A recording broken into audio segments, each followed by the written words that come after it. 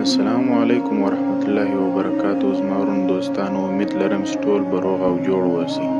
تاسو دا بیان را سره واورئ، ډېر زبردسته بیان دی. د اولاد د مړینې باندې صبر کولو اجر.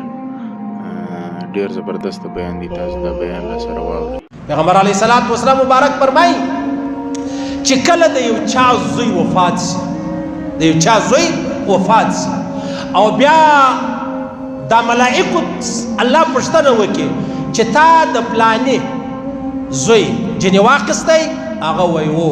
ول د زړه ټوکړه دې جنې واخیسته؟ هغه وایي و.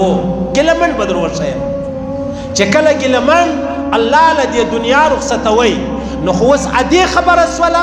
اوس پیغمبر علیه السلام فرمایي الله له فرشتو پوښتنه وکړي چې تا دا ګیلمن په شان ځوان، د ګیلمن په شان ګل، د